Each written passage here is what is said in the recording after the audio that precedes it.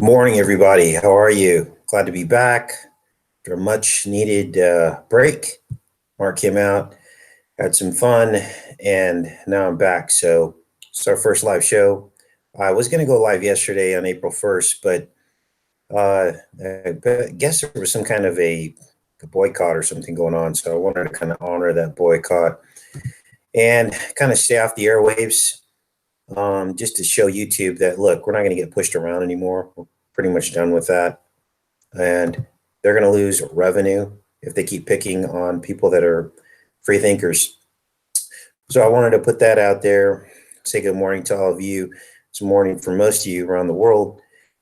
Mark and I made a pretty amazing discovery, and that's what I want to share with you guys today. So that's why I came onto the main channel, so that we could talk about that. We're not going to be on here like for a super long time, but I wanted to go over some of what we found. This is simply fascinating. What we have is something deeper to the meaning of what happened in Genesis with Cain. And it seems to point towards, I guess you can call it a diversion from God's original plan. Now, we've talked a lot about how we had the change in the actual physical makeup of Adam and Eve, that something happened in their physical makeup after the fall of man, that Eve experienced pain and she experienced birth pain. So these were physical changes in her anatomy. Also, Adam began to sweat. It said that he would basically work the soil by the sweat of his brow. So there was some kind of a change in the way that we existed, a physical change of our anatomy. Reproduction, I believe, also changed the way we reproduce. Now, I'm going to get into that and explain it. It doesn't mean that you're bad for reproducing. It just means that this was not God's original plan. It was almost like we were altered and turned into like animals or something. And we started reproducing like the animals reproduce. And there's not much difference between a human being and an animal if you really are honest about looking at these things. So let's go back into Genesis 1. And of course, we all know these scriptures. Adam knew his Eve, they call her Kawa here, it's her Hebrew name. She conceived and bare Cain and said, I've gotten a man from Yahweh. Now, in looking at this word from, some interesting things open up. This word from is eth, and it doesn't necessarily mean from. When you look at the Strong's Concordance, you can see here's the word eth. This is actually the Old Testament Hebrew Lexicon Dictionary, not the Concordance. And it says probably from, but this scripture being so important needs to be looked at deeper. Here they show a pictograph, and I'm going to read this to you because this is very important. Again, we're looking at the word from the Lord, okay? It says here the pictograph, ox is a picture of an ox. The cross is a picture of two cross sticks used to make a sign or mark. Combined, these pictures represent an ox moving towards a mark.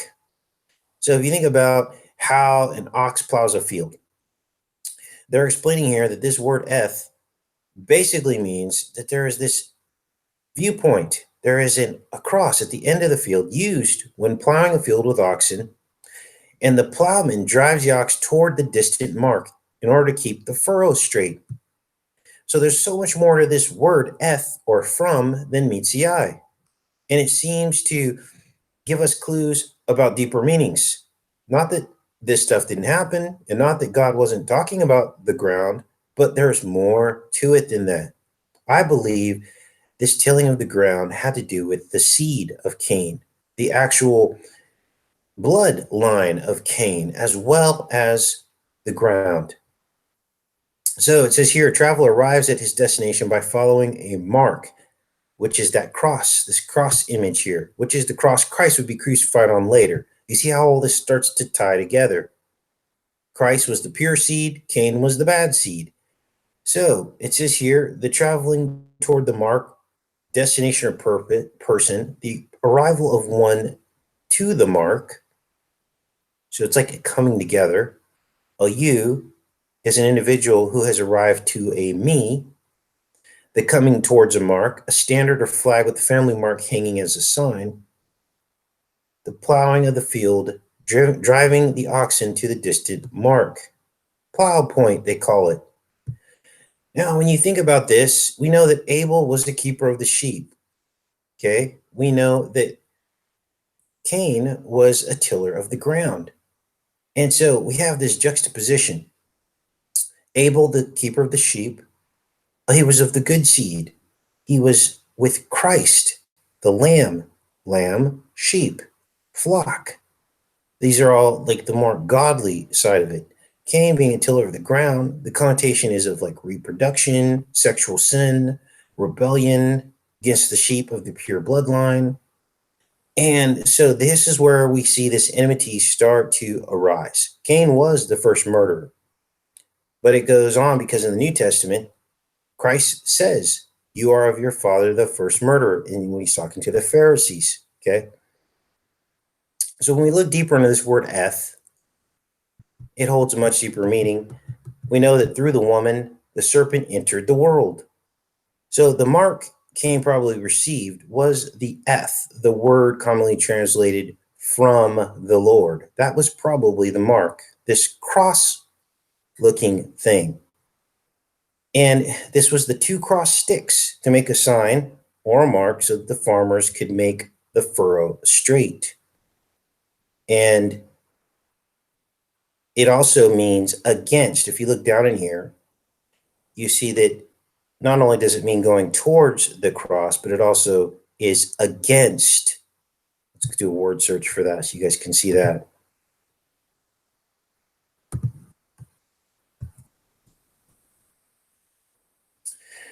Towards is against.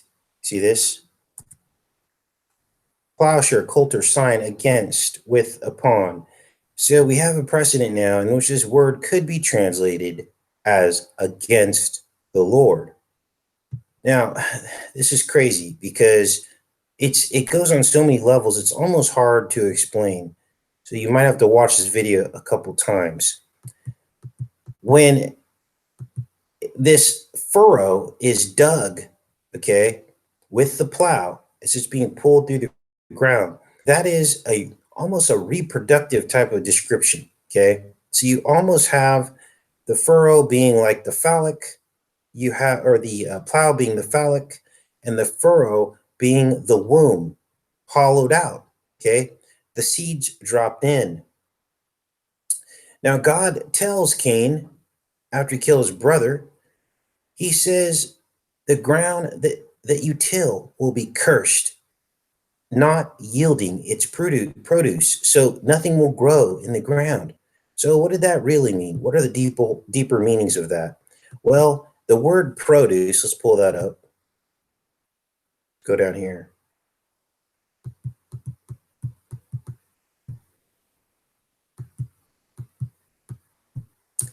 The word produce can also be translated as lizard. So if we read this again, it could say, your lizard will not yield, it will not grow, which is the serpent. Come down to this part here. It says here, and now thou cursed from the earth, which hath opened her mouth to receive thy brother's blood from thy hand. See, this is all about the blood. Abel's blood was crying up to heaven. Okay, the pure blood. It says here, when thou tillest the ground, it shall not henceforth yield unto thee her strength. Here they translate it as strength. But the word is coach, which could also mean produce, but it can also mean a large lizard. Now, isn't that interesting? Because Cain is of the serpent seed, in my opinion. This is my belief, that he actually was mixed with the serpent seed. So in looking at this word, strength, it could also mean a large lizard. So the ground will not yield large lizards. And we see that today. The serpent seed are not in huge numbers. Their seed has not reproduced. That's why they interbreed. Because that strengthens them, but it also helps them to quote unquote stick together, right? And so you get this crazy, way that this word can be translated. Here in Leviticus, they even translate it as chameleon, which isn't a very large lizard, but there you have confirmation that this could be talking about the serpent seed. Make sure we're still connected here. Right on. So we have this furrow that could represent the female womb through which sin entered the world. Okay. And Cain's seed of his furrow not reproducing well, not yielding the serpent seed. And then later in history, we see Abraham, whose seed was blessed.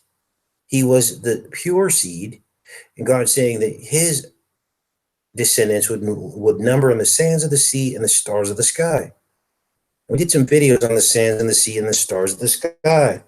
And it's amazing because when you look at grains of sand, they look like stars and galaxies. We could pull that up in a second here.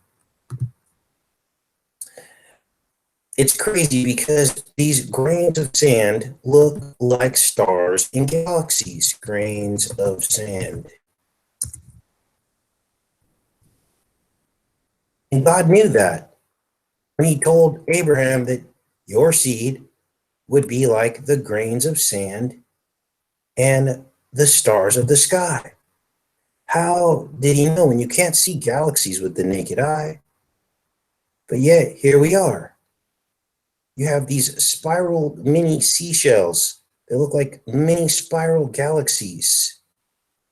You have all of these different types of, they look like nebula, star clusters, gas clouds.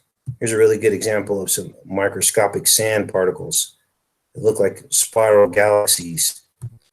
They didn't have microscopes to see on the microscopic level these grains of sand, nor the galaxies on the macroscopic level. But God knew.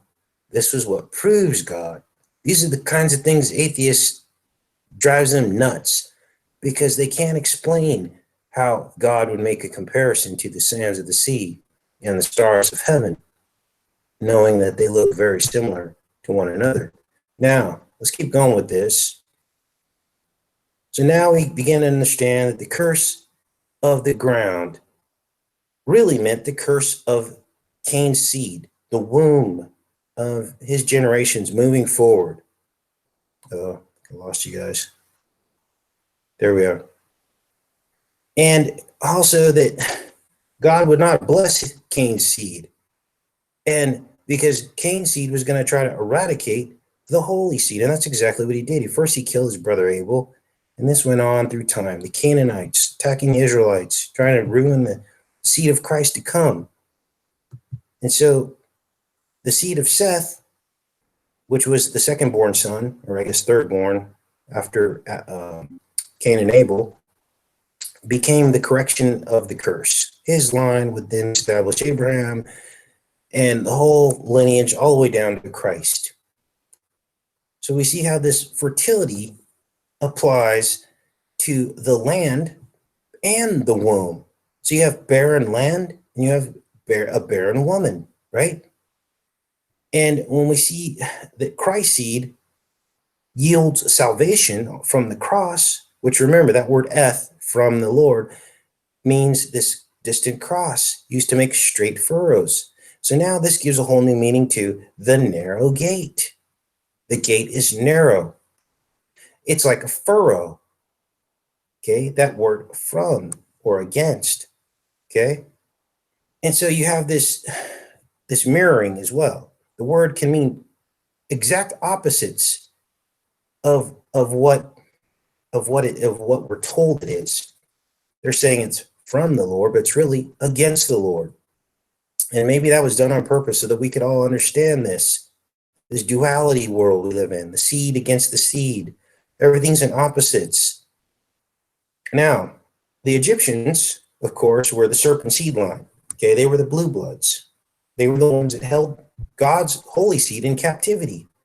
It was like Egypt was pregnant, literally pregnant with God's people, okay?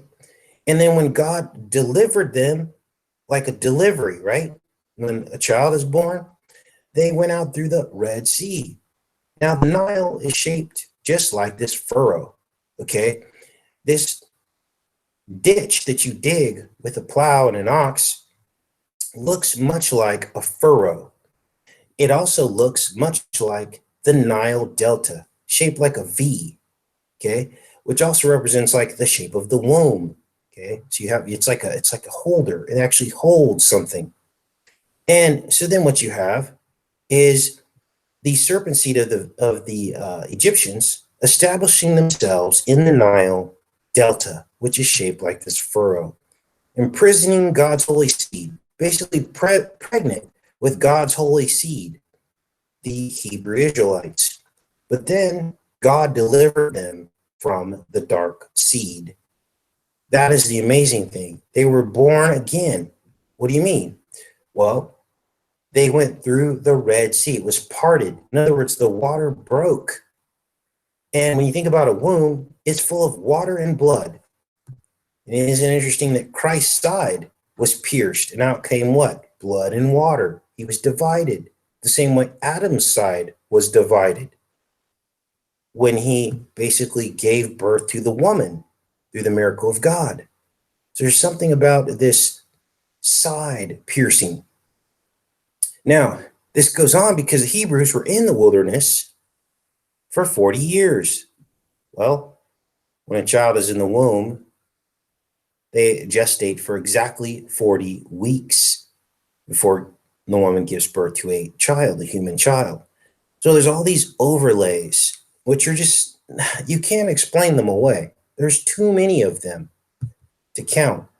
Now, let's go into some of these other windows I've pulled up. Close this. Now, this seed and applying it to good and bad people, this is not new. This goes on in the Bible, several other places. Here's the parable of the wheat and the tares. It's the same story, you guys. The enemy came in, that's the serpent, and he sowed his tares among the wheat. This is about reproduction. This is the duality of two different seed lines. They all grew up together, according to the parable of the wheat and the tares. So they couldn't just tear up the tares, right? You have to let them grow together. And that's exactly what happened. All of our blood of humanity was mixed together with the serpent. Now we've gone down through the ages, thousands of years since the beginning of man. All of our seed have been mixed together. So you can't just tear it all out. You have to wait till the harvest. There's a story with Solomon and two women. And in the middle of the night, one woman steals a baby from the other one. And Solomon says, oh, just cut it in half. Give one half to one, one half to the other. That's basically an analogy of this same parable of the wheat and the tares. It's the same story retold, okay? Parable of the wheat. And so basically Christ was almost quoting Solomon, because in that story with Solomon, he knew that the true mother would rather have the child, she'd rather lose the child and save the child's life by allowing the other mother to have it. And that's exactly what happened. And that's how Solomon determined who the true mother was. But make no mistake, this dividing of this child, cutting this child in half, it was basically an analogy of this same exact story, the parable of the wheat and the tares.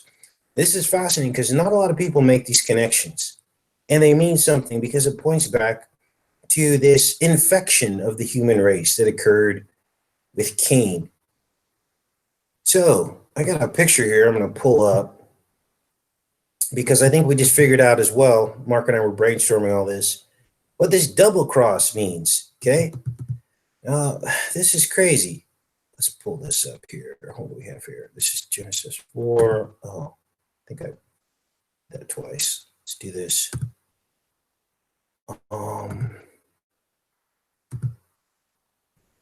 Okay. All right, so here you have this mark, and this is what they call it. This is the word eth. You have this mark, and Then you have the ox. So what I have pictured here is the OX. This is the ox, right? And imagine that this ox is pulling a plow. And the plow is then moving the direction toward this mark so that this ox can make a straight line. That's exactly the picture that you're getting. So you go from this mark, which is the mark of the beast, Christ carrying his cross up the hill. It was an X, but then when the cross was put upright, it became the target that he was aiming for. It also became the way to salvation. Okay.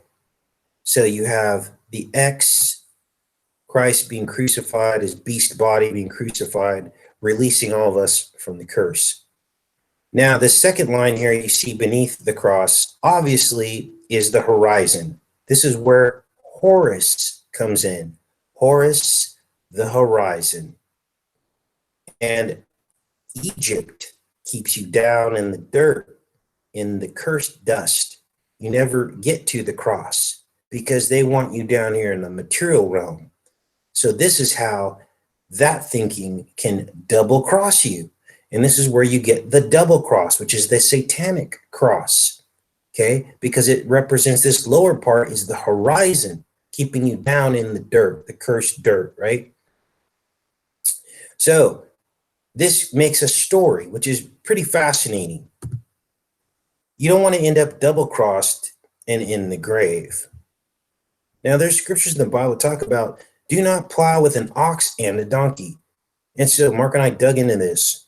We're like, what is that all about? Well, in looking at ancient Egypt, they used donkeys.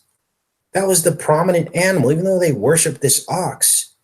The animal that they used for their labor and travel was the donkey, because there was large distances between these Egyptian sites along the Nile. There was a lower Nile and the upper Nile. And so what they had to do was they had to try to find a way to migrate. The best way to do that would be with a donkey, not an ox. Okay? So these donkeys were very prominent. So when the Bible says, do not plow with an ox and a donkey, really what it's saying is, it's mixing the two bloodlines. Once again, oxes are specific more to the Hebrews. They were the ones using more of the oxes. We looked in the Bible, and a lot of these sacrifices the ancient Hebrews did were these oxes. And they also, these oxes were held in high regard. They had almost some of the same rights as humans did in terms of, you know, if someone killed someone else's ox, like they would get in big trouble for this, okay? Or stole an ox or whatever. And now you know why Jesus rode in on a donkey, right? Why? Why would Jesus ride in on a donkey? What could that mean now based on what we just discussed? Well, my opinion is he rode in on a donkey because he was demonstrating that he was here to offer salvation to all hybrids and pure bloods.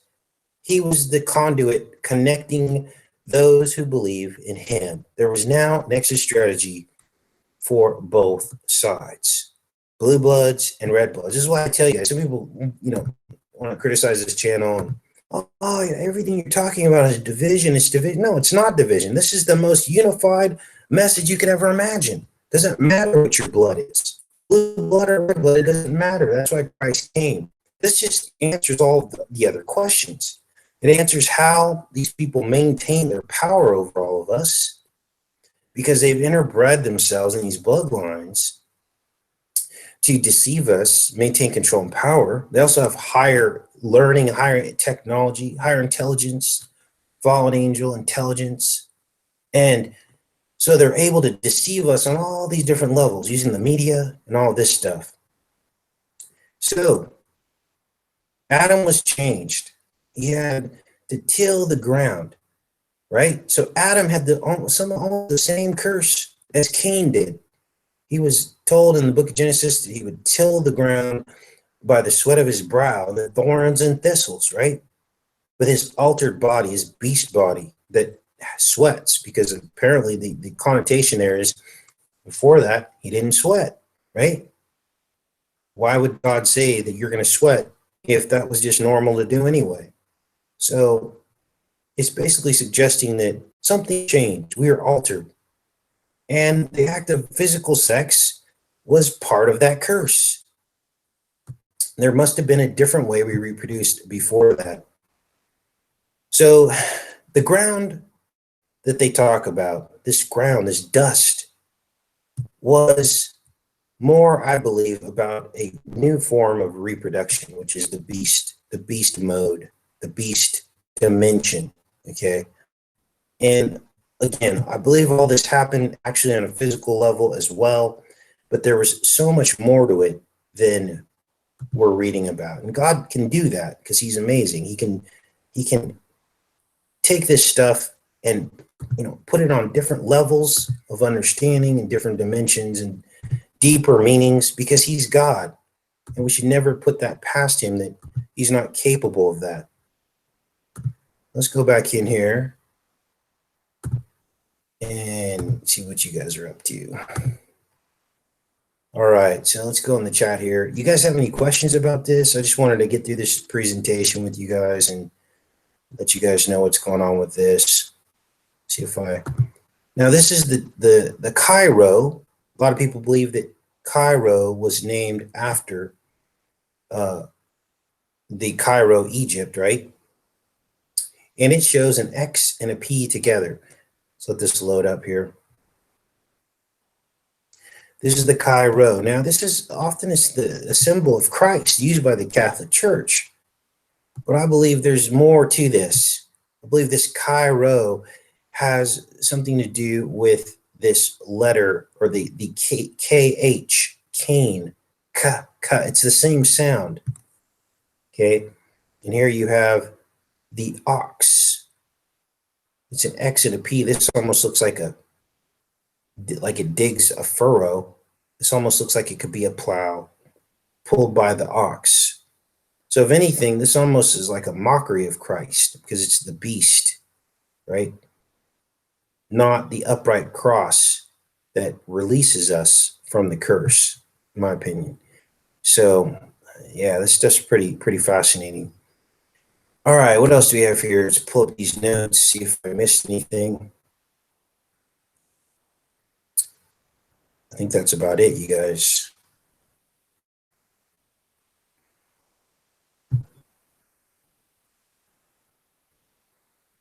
All right. So let's look in the chat here, see what's going on with you guys. Good to see everybody. You guys are up early this morning. Here's some truth. I got a bunch of videos set up to upload starting I think tonight, tomorrow.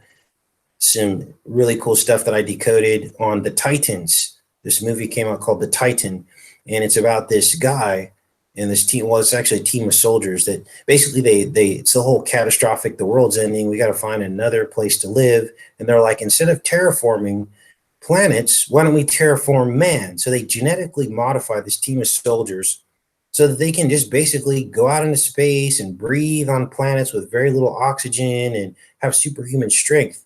I mean, it's got transhumanism written all over it. So I decoded the first part of that. So I wanted to let you guys know about that. So that'll be uploading. So back on the horse, and we're going to get it done. Now, there's some crazy stuff going on out there on some of these other channels. I know Call for an Uprising got into it with this guy that was mocking Jesus. Now, this channel that this guy was mocking, or this Jesus character, this channel, he has like a lot of subscribers, and it's basically making fun of Christ. It's like the most disturbing thing you could ever watch, and making fun of all of us. And so Call for an Uprising went toe to toe with this guy, and apparently this guy replied and did like a video mocking a Call for an Uprising. So it's like war. Now, in these situations, it's very difficult not to get upset about this stuff, but it's like you have to wonder, you have to wonder why YouTube lets them get away with mocking Christ in every way, shape, and form you can imagine, mocking Christians, mocking people who are believers. And then, but yet, if you even say the word CRISSISACTORS, your channel gets deleted. Okay. So this is the kind of stuff. I mean, the kids from that event, they're saying the word, they're allowed to say that word now more than anyone on YouTube. And they don't get deleted. But do you see how this works? So there's a definitely double standard still going on here on YouTube. Okay. So yeah, that's part of the plan. Thanks, Epic Z. I think we're gonna try to all gang up and report this person.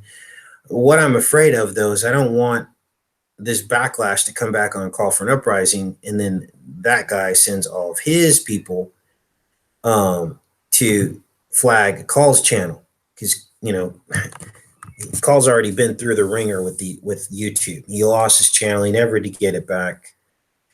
And he's got a couple backup channels that he's trying to rebuild, but it's been pretty crazy. So to lose another channel, that would just be not cool. So that's what's going on with that. I want to just put up the word to show your support. I believe Call's one of the real deal. He's one of the soldiers for God, standing up every single day and fighting the enemy. And that's all you can do. We can't accept this stuff as normal, you guys. And the minute that we accept this stuff as normal, the world's just going to descend into chaos and sin, and it's just not right. So, when you're on the cutting edge of truth like that and you're slaying the dragon, things can get pretty hairy. It can get pretty nuts. You're going to get attacked like fiercely. You're going to get deleted and, and attacked. And that's exactly what's going on. So that's what's going on with that. Appreciate each and every one of you guys. Let's give some shout outs. I always forget somebody. It just always happens, you guys. So if I forget you, please don't be upset with me. Gabriel, Rebecca, Joanne, Epic C, Catilla the Hun, Tommy, Shirley, Mathis PT, Epic, Ali. Who else do we have here? Joanne, did I already say Joanne? Yeah. So much love to you guys. What else do you guys want to talk about while we're on here? It's morning. You guys are probably up now. Have your coffee. And I don't have to put chickens away for a while. The 2 chickens are now out in the yard. They're scratching in the dirt. They're outside the fence, the 2 new chickens. So all is good in the world in France for the chickens. No more pecking going on at all. It's like kind of weird now because I just watched this pecking going on for like a week. I was concerned about these new chickens. And now it's like no pecking at all.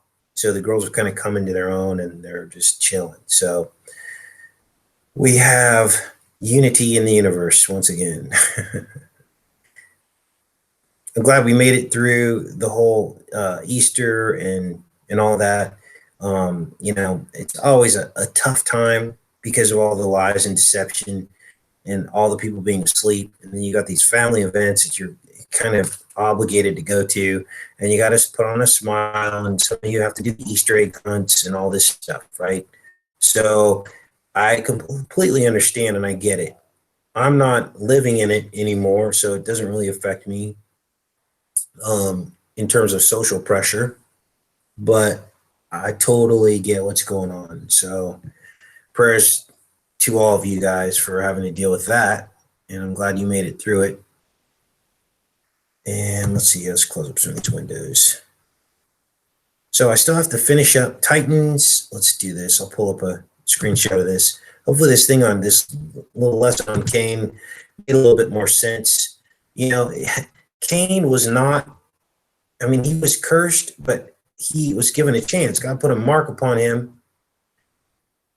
Interestingly, that mark may have looked like the cross.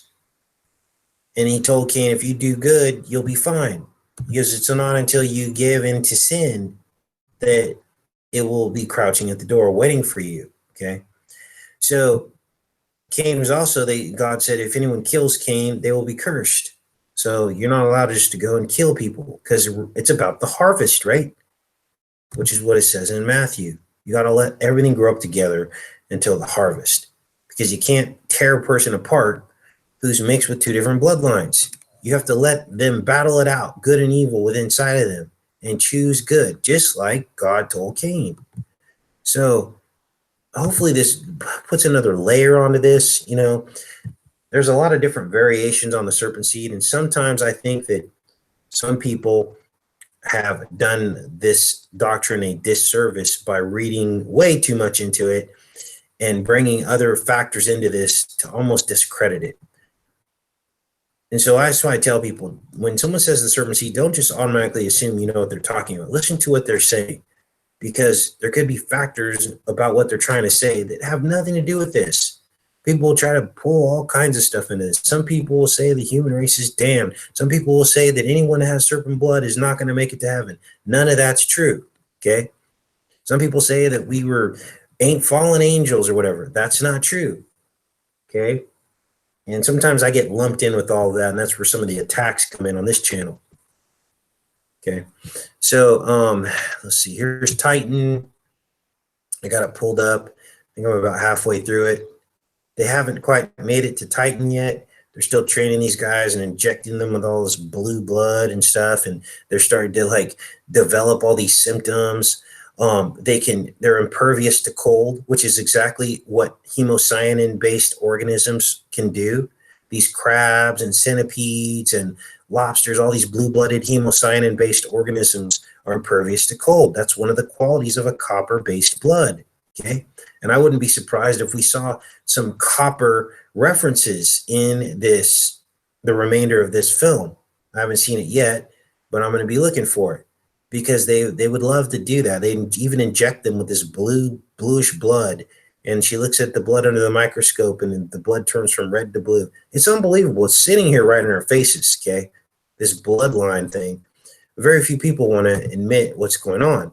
And you can't say that, oh, I just watched a movie and got the idea, because we've been talking about this before they even depicted it in the movies. So that's what's going on with that. All right. Yeah, I can't wait for Westworld to come back out. I'll be decoding that as well. And that's about it, everybody.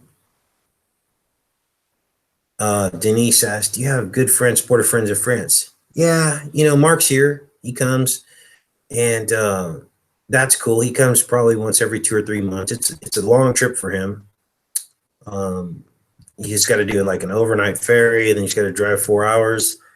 And, you know, he's kind of torn between two worlds, because he's got his family back there and stuff needs to get done. You know, I've been through that, you know, when you got kids and a wife, and you're like torn. You're like torn between two worlds. Whenever you have to go away for anything longer than a few days, it's just hard on the family, you know? So, but Mark does the best he can, and he comes out. So usually we get to spend some time and hang out, and that's about all I can ask for out here. You know, I mean, I have peace. I mean, believe it or not, peace is a huge thing that a lot of people take for granted. Just having peace, not having to wake up every day and go into a job and get on a train or go on, you know, fight traffic and have to deal with a manager who at any given moment could decide they don't like you and fire you.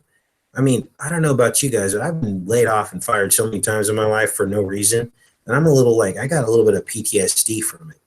Like I get real squirrely around someone who has power over me. And that is what the workforce represents. And it's gotten even worse. You know, corporate America is brutal, especially the line of work I was in. Very competitive. Everybody wants your job all the time. You're always being forced to perform some magical, unattainable goal that nobody can ever get to. And they just decide who they're going to let slide and who they don't. And they just keep you in a state of fear and panic. And that is very bad for your health. It's not the way we're meant to live. And if you could all help it, if you have to take a pay cut to have peace in your life, I would recommend it to my last dying breath. I mean, literally, it's a whole different reality when your goal for the day is, I'm going to slay the dragon. That's what it should be about. Slaying the dragon, fighting the enemy that's keeping control over all of us and making us all miserable. I'd rather do that and fight that kind of control and power that people have over us than to join in with it and give into it and be a victim of it. and, you know, take a 90% pay cut, and that's fine. I'll do it. You know, I don't need anything. But see, that's where they get people, because people want things. They think independence is making money. Oh, now I have money to go do whatever I want. Well, yeah, for what, 52 weekends out of the year? I mean, really? I mean, if you can't just disappear for 2 weeks or a month and do whatever you want, that's not life. Being tied to a 9 to 5 job where all you get is your weekends off and a few hours in the evening to rush home in traffic and throw a dinner together and say 5 sentences to your kids before it's time to go to bed. That's not life. It's not what we were meant to do. We're meant to be doing other things, like what Jesus did. What did he do? He walked around all day. He didn't have some manager breathing down his neck. I mean, he had the Pharisees he had to battle it out with on a verbal level, but they just walked around all day and talked about God. And so that's what I want to do. You know, I want to pick up my cross and follow him. So I'm glad everybody made it to the show this morning. I know I started a little early. Apologies. So let's go back in the chat here. And a lot of people are afraid to do that because they don't have their independence. They think that independence is making money. That's going to allow me to go on a nice vacation. Well, guess what? I'm on vacation all the time. You know, I mean, every day is a vacation. Tomorrow I'm going to go fishing. I'm going to hop in my car and I drive over to this little river that's supposed to have German brown trout in it. I'm going to grab my GoPro camera, and it's supposed to get up in the 60s tomorrow, so that ought to be pretty cool. It's about a 2-hour drive. Pack me a sandwich and bring my camera and hopefully get some awesome footage of me catching some amazing French-German trout, right? And I was a little shocked. I was with Mark. We went into they said it's kind of crazy here in France because they sell things out of like bars, but the bar doesn't really feel like a bar. It's like the bars are multi-purpose centers. Like you can buy lottery tickets there. Yes, they have lottery in France. You can buy, you can pay your water bill. You can get your fishing license at the bar. You can get a cup of coffee and some like basic food items. So we went in and I was like, look, I want to fish. And the license was almost 150 euro, which is about $160 to catch trout and salmon. So all of a sudden, let me close some of these windows up. I think you guys are having some technical difficulties. Let's close this. Could be my connection. So Mark and I are looking at each other. He's like, I ain't getting a license. I go, I don't blame you. Let's see.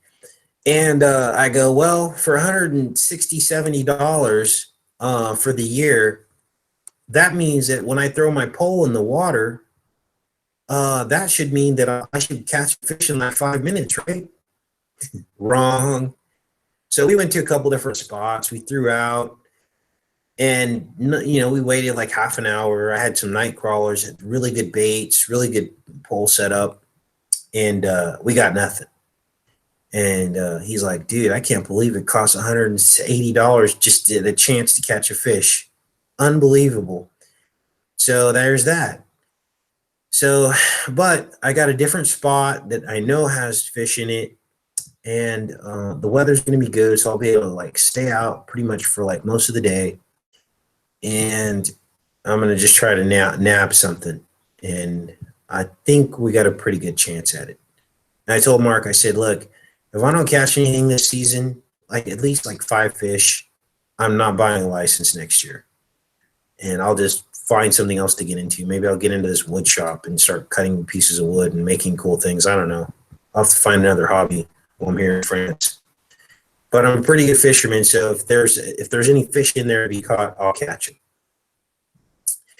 So yeah, again, thanks for all the awesome birthday wishes. You guys I wish I would have been like around to like maybe go live and talk to everybody with Mark, but it's like we had emergency after emergency, like the shower broke, and Mark had to get in there and like fix it, and just little things here and there. And So that's what happened.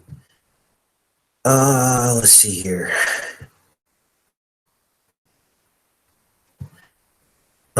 Yeah, should be free, right, Sean? Here's what happens. God is like angry right now. He's slow to anger, but he's angry because the enemy has stepped in the middle of our relationship with God and His earth. It's not the enemy's, it's not his right to step in the middle and control all of us and separate us from God. Okay, God, we're supposed to be experiencing God through nature. It's part of the life cycle. It's like it's like this. Everybody knows how a pollywog turns into a frog, right? Now, let's say you take the pollywog out of the water and you cut its tail off. It's not going to be able to turn into a frog because it needs that tail to swim around, to evade predators. You're interrupting the lifestyle of that frog, okay? And it's the life cycle. And that's exactly what the enemy's done to us. He's put an interrupter in between us and God so that we can't fully experience God's blessing. We can't fully experience the cycle of life. We can't fully experience things that seem to be chance that are really divine intervention. Like let's say you're on the verge of starving in the forest, and all of a sudden you come across patch of wild berries. And after that happens like 100 times, you realize that that wasn't an accident. This is how God blesses you. This is how He finds a way to like save you and pull you out of situations, and you actually can see miracles when these things start to happen. I don't know how many times. I'll tell you about a miracle. I had a buddy. He was fast asleep, but we were friends for like 10 years, I think.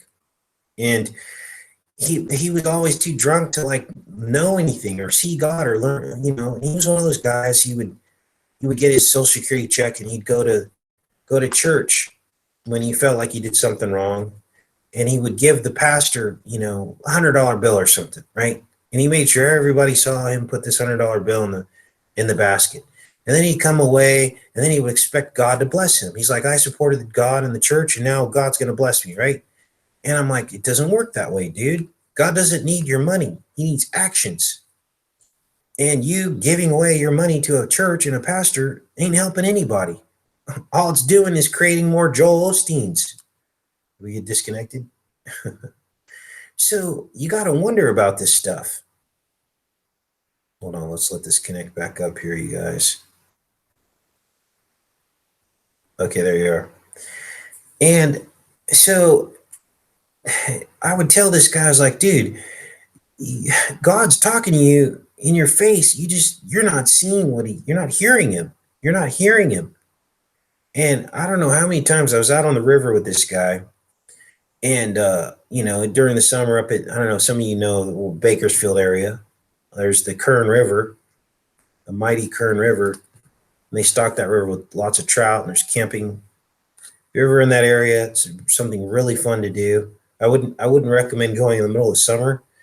I'd try to pick like a warm spell during like the fall or maybe even late spring and try that instead. But we would go up there and camp and we'd be standing in the river and I'd hook up a fish.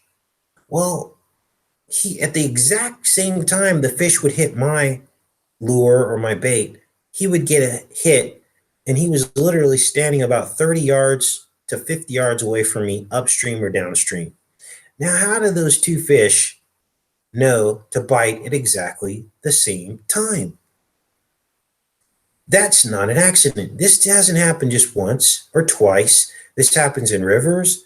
It's happened in oceans. I've been fishing with him in the ocean, and it's not like trout don't travel in schools that are that big, 50 yards from each other. It was some kind of electrical network, an unseen network of communication these fish have between each other, and this could go miles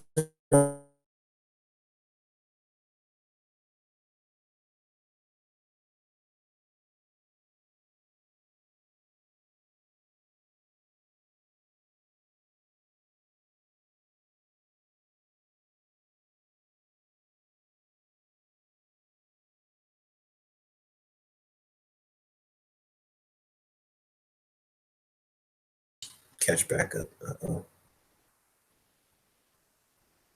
All right, I think we're back. This guy was dealing with alcoholism, and I told him, I said, "Look, dude, I go, you're standing on the edge. You know, you're on the edge right now. You have a decision to make. You know, it's either, lose you guys. I said, either you're going to get it together, or you're going to go down a very dark road." And he was having some problems dealing with the loss of his marriage. You know, he found out his wife was cheating on him, and she was like 20 years younger than him, which was part of the problem. And, you know, he got to a certain age, and then all of a sudden, she was kind of had grown out of him, you know, and this is what happens. Let's see there. Let's fix this. Sorry, guys. Technical difficulties. All right, I think we're back. All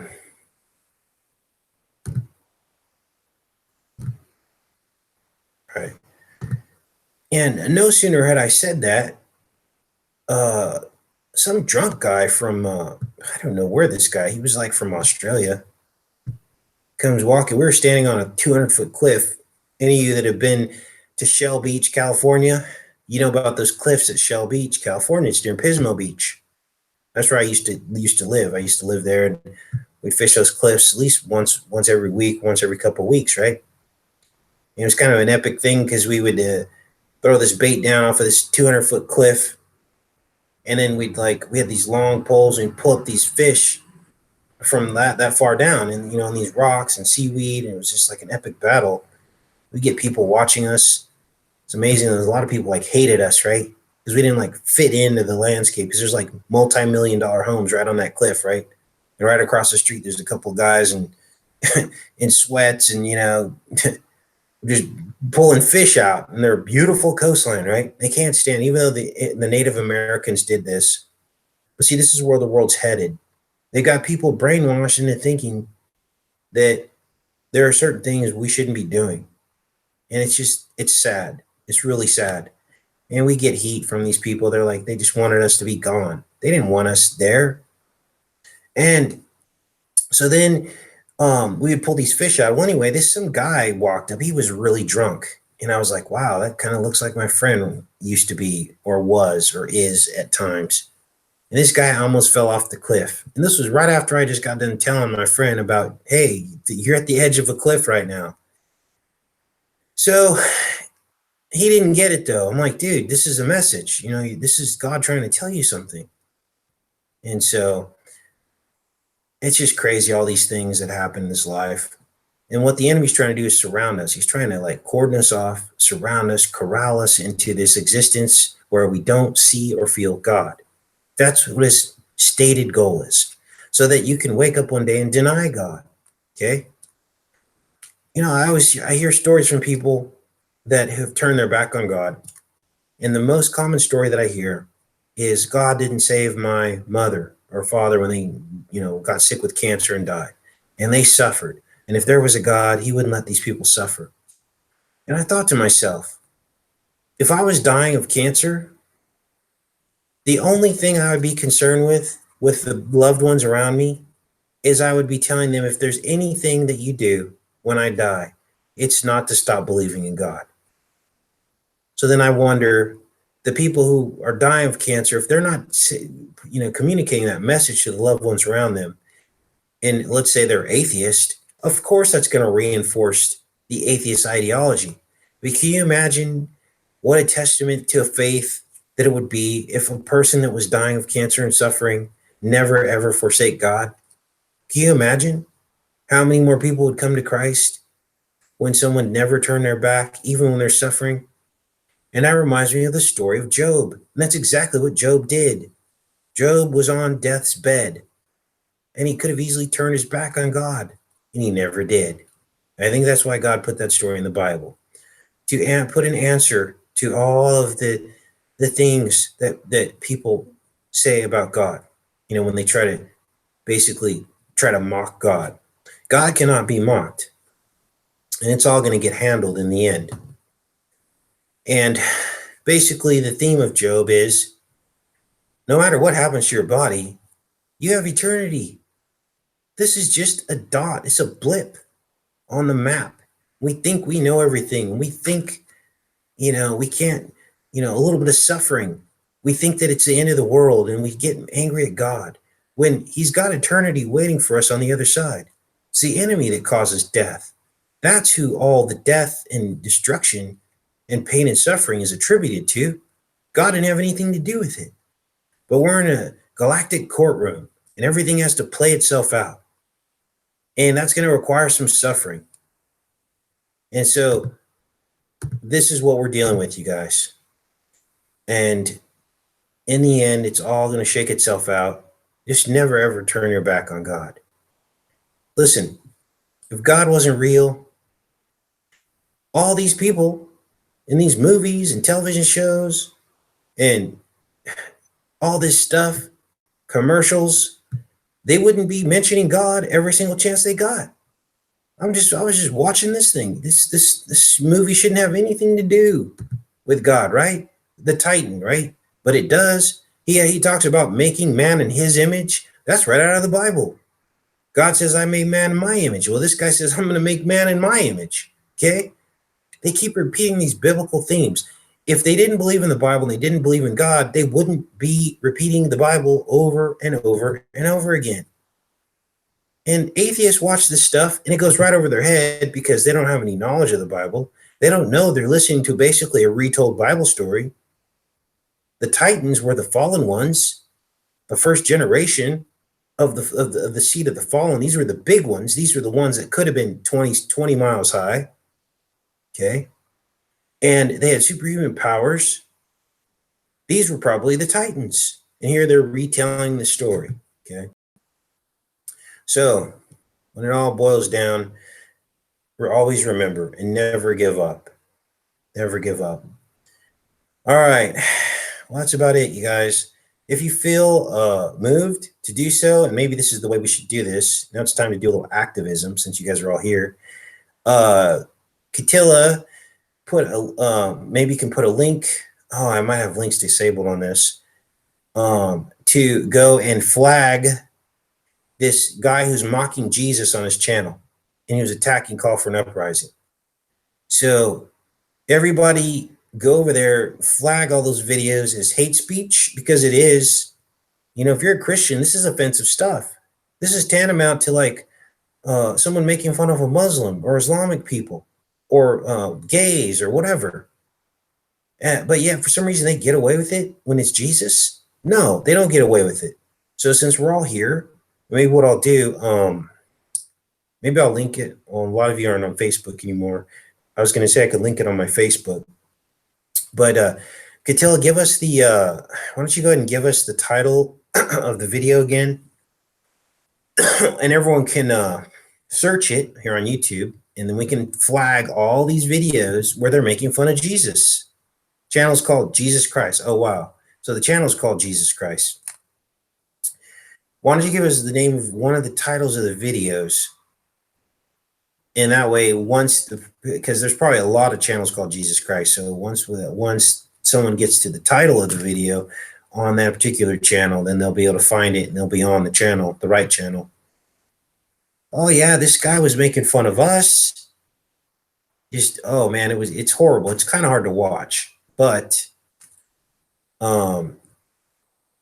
we need to flag them. And this isn't a truth channel, you guys. This isn't like attacking another truth channel. This is a man who's dressing up as Jesus Christ and making fun of all of us. That's who he is. And making fun of Jesus, basically. So there's that. So that's all we have is all of us. Activism. That's all we really have to fight this stuff, you guys. Let's see here.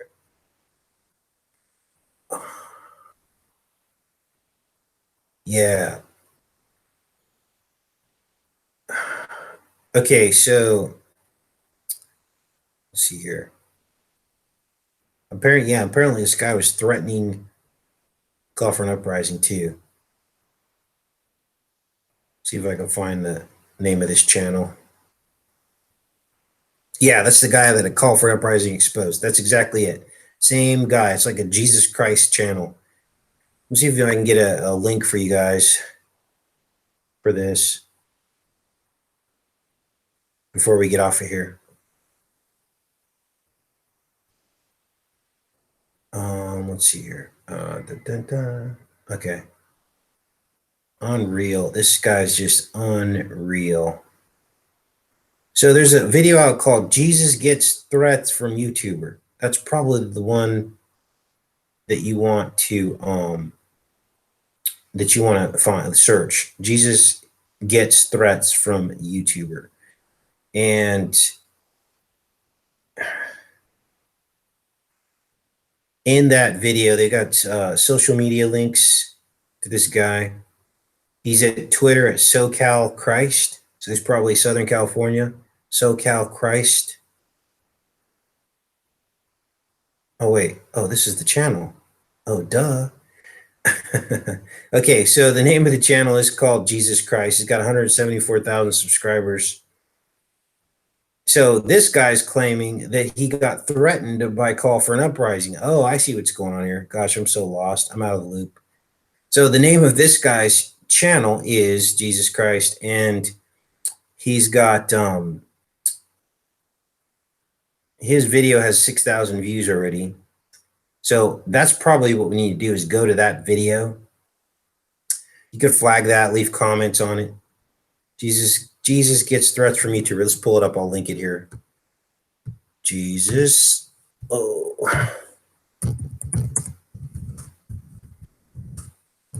And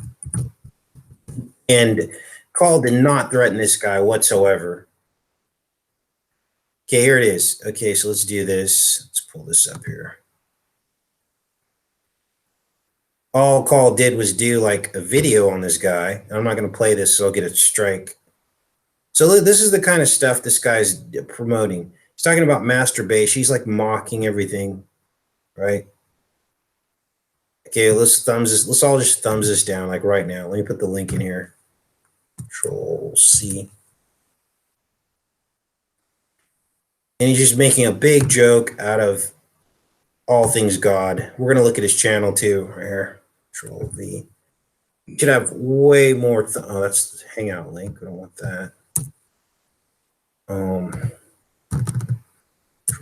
C. Okay. All right.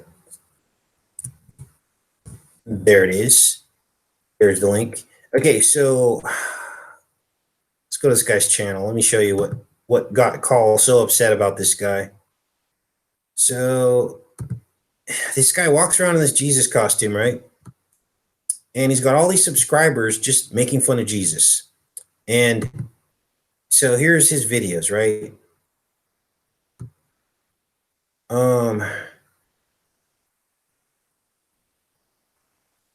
And it's just all just ridiculous stuff, you know? So this is what's going on. And he actually makes appearances. He like goes out and talks. He's actually pretty popular. He goes out in public. People know who he is. And, you know, Christ is not to be mocked, okay? He came here to do a very serious thing. Not that God doesn't have a sense of humor, but this is like the lowest of the low, okay? And it needs to be addressed. So that's what's going on with that. All right. I think we'll pretty much leave it at that, everybody. Glad you guys came out. I don't want to keep you all day. And I guess we'll catch you guys on the flip side. We're going to be doing another live show. Let's see. We're going to be talking about this on the next live show. This is a CNN article talking about how the government is using your child's DNA. The name of the live show is going to be called Help, the Government Has My DNA. I think I've got it on the backup channel. So check that out. If you're not subscribed to the backup channel, do that now. Enter the stars reloaded. And this is a 2010 article. They were talking about this, about the government storing your children's DNA in biobanks and then running genetic tests on your child's blood sample. And this woman said she got notified that her child had cystic fibrosis and she didn't even ask for the test. And now that child is marked. So it's going to be harder for her to get insurance and all this different stuff. Now, back then, they had laws where insurance companies weren't giving insurance to people with pre-existing conditions. Supposedly, Obamacare took care of that. But you get the point. Who wants the government knowing your medical conditions based on blood samples you didn't even give to them? So we're going to read through this article.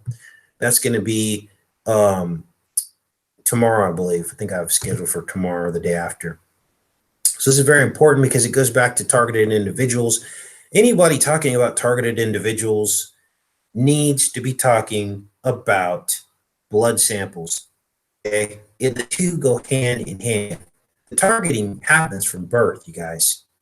Any of you had the experience where your doctor tells you you have a really rare blood type, or they say that your child has a really rare blood type, and then it's like they don't want to talk about it, and you're like, well, what does that mean, I have a rare blood type? And they either like harass you to donate blood, or they say, oh, you can never donate blood. Too many people have had that experience that I've talked to, and that means something. That means that there's a lot more to this blood thing than meets the eye. If they're storing all this stuff in biobanks and then selling it to pharmaceutical companies to run crazy Frankenstein experiments on it, I mean, what the hell are they doing? They could be cloning you without your knowledge. You could actually physically be cloned from your blood sample that was collected when you were an infant. And that's a scary thing, okay? I mean, can you imagine running into yourself? I mean, that would be like the weirdest thing ever. I was doing some research on twins that separated at birth through, adoption or whatever. And I found that in rare instances, now these weren't identical twins. These were like fraternal twins and or brothers and sisters that didn't know they were brothers and sisters because of adoption laws, right? And privacy. And they ended up marrying their brother or sister or their twin. And then they like found out later that they were like brother and sister. I mean, that is creepy. So this stuff happens, okay? This whole cloning thing, and this can happen very easily, And who knows, they might have grown a clone of you not knowing that they were cloning you, or not caring, not thinking you'd ever run into yourself. But what if you did? That would be crazy. So it's very important that we talk about that and raise awareness about the loss of our privacy from the very day we're born. Government knowing everything about you. Sometimes I think one day I'm going to get a knock at the door because I'm living outside the matrix, and it's driving them nuts because they can't really do anything about it without raising attention to the fact that they're watching all of us, right? They can't just knock on my door because they don't do that here. I mean, unless I were to commit like a serious crime here in France, they can't really deport me, right? Because then it would expose them. Like, they're surveilling me, and like, for what? People would ask, for what? What did he do? Oh, because I think outside the box, because I speak out against the matrix and the structure. And so they can't stand it. I'm one of those anomalies. I'm like a renegade. And they're looking for a way to try to take me down, but they can't. So they send all these weapons at me, but none of the weapons prosper. As the Bible says, no weapon shall prosper against you. But you got to be on the right track. You got to be on the right path. You got to be trying to live your life the way God wants you to live your life. And so, the last thing that they want is me beating a drum, telling everyone, hey, there's a way out of the matrix. I mean, I know I'm not completely out of the matrix, but the last place I want to be right now is in America. Now they're requiring in America, okay, are you ready for this? Are you sitting down? If you want to travel to America now, Dabu did a video on this, you have to show your last 5 years of social media, all of your social media footprint. You have to disclose the United States government in order to get a visa to come to the United States. And that is simply chilling. That's scary. So America wants to go on and on about their freedom, we have freedom, right? To me, that is a million times worse than banning Muslims from coming in the United States. This ban that Trump did? requiring someone to submit their social media background, that is like, that's like submitting your health information, something that should be completely private. They want to see. Now they're going to say it's all under the guise of national security, right? But that's hogwash. Okay, it's complete and utter hogwash. If they want to get rid of, it's almost like a big setup, right? So they got everyone on social media, they made everyone feel safe, and then they're sitting there collecting all this data on people. And then now you got to submit that data to move around the world. They could just as easily pass a law like that here in France. We saw what happened to that girl Southern or whatever, went over to the UK, got deported. They had their eye on her the minute she went into the country, okay, because of her social media footprint, right? And so if they're doing that to foreigners who come into the United States, what are they doing to the American people? They're watching the social media, American government. Why wouldn't they? They're bold enough to ask it from people coming into the country. They're definitely watching it. So my opinion is, I'm not going to hide. I'm not going to try to change the way I am from speaking out. Yeah, we have to be careful what we say on YouTube, but I'm going to keep saying it just in a different way. And no algorithm they create can conquer free speech and freedom of thought. The minute they try to do that, then all bets are off, and it's all going to be exposed. So that's the story on that. Also, Russia launched this missile. I got a video coming out on that on this channel and the backup channel. It's called Satan 2 is the name of this missile. And thanks to the subscriber who sent that to me. A lot of the stuff that I do videos on comes from you guys. And this missile is called Satan 2. So I did some research into what's really behind this missile, and it goes even far deeper than just Satan. It goes very, very deep.